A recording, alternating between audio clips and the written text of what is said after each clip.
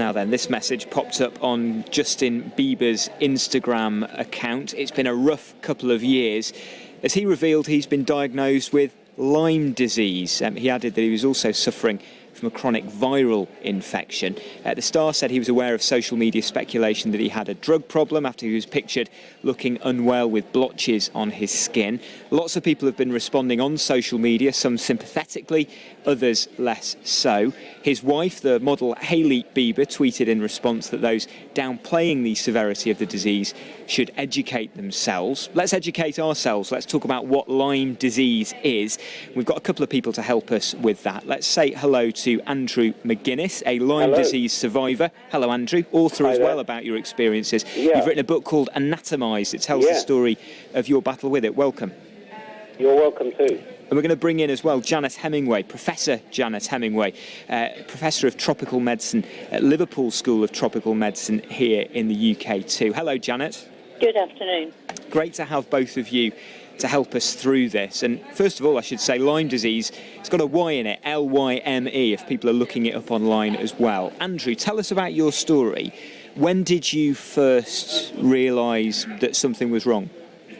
Well, I got an unusual rash, which is the classic bullseye rash.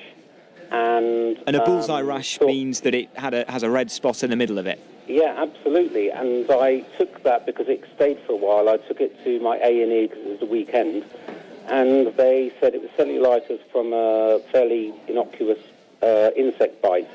And they gave me 5 days of broad-spectrum antibiotics, which, given that it turned out to be Lyme disease, was the wrong thing to do because you need a longer course and because it's a much more severe bacterial infection. So you didn't get the right diagnosis first off. It was something that perhaps the medics that you saw were not familiar with?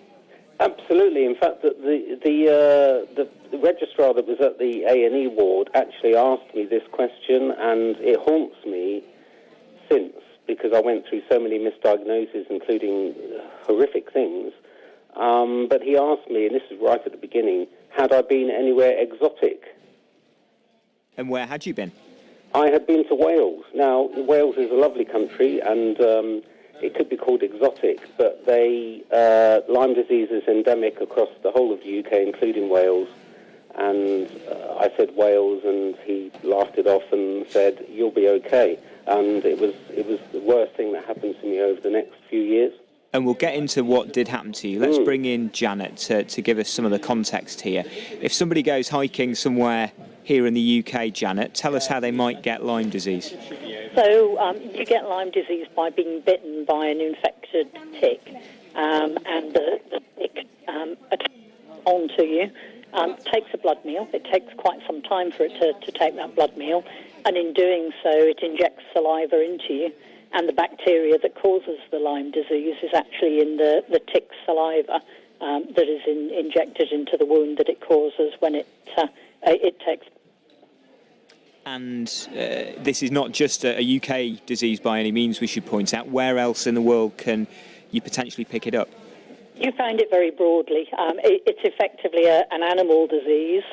You find it in rodents and birds, which the animal reservoir, but the ticks also then occur on deer.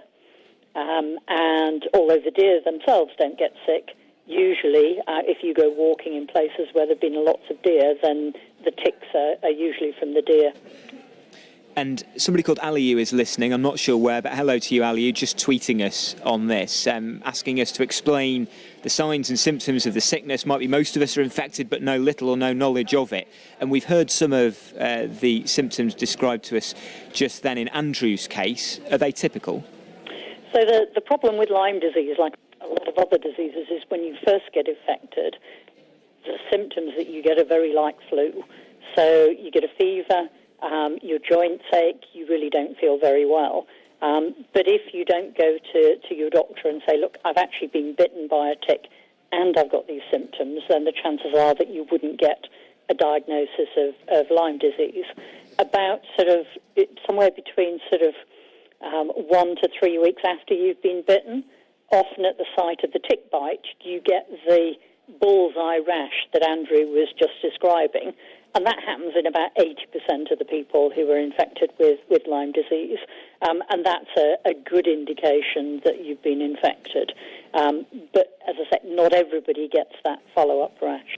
And I'm just looking at a couple of pictures on the UK's National Health Service website of examples of that rash. So it's a red blotch in the middle of a red ring. So that's one example, but as you say, not necessarily in every single case. Andrew, after you were misdiagnosed initially, what then happened to you? I mean, how long was it until you did get a diagnosis?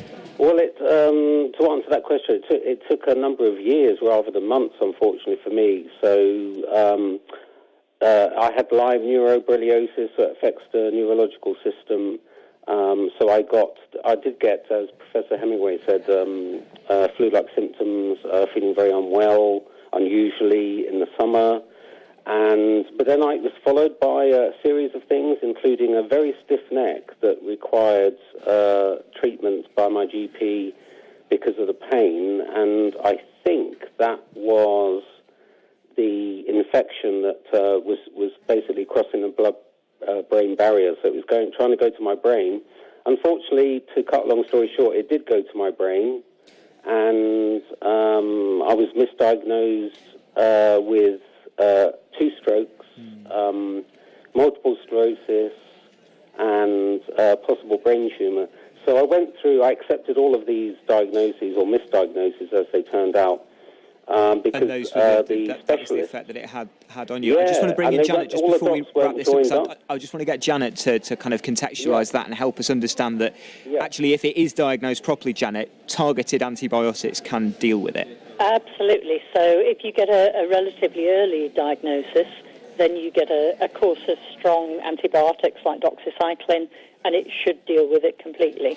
Where it becomes a problem is when the bacteria is allowed to circulate in the system for much longer, starts to cause nerve damage, and gets into other organs as well. So it becomes harder to treat at that point. And if it gets to the point, as clearly with Andrew, where it's a very long time before you get any diagnosis, then you can get irreparable damage to the nerves. Well, thanks to both of you for helping us understand more about it. Professor Janet Hemingway, Andrew McGuinness, all the very best to you, and thanks for sharing your story. Talking about Lyme disease, LYME, I know certainly the NHS in the UK and the CDC in the US have been on both of their sites today, and there's lots more information there if you'd like to look that up.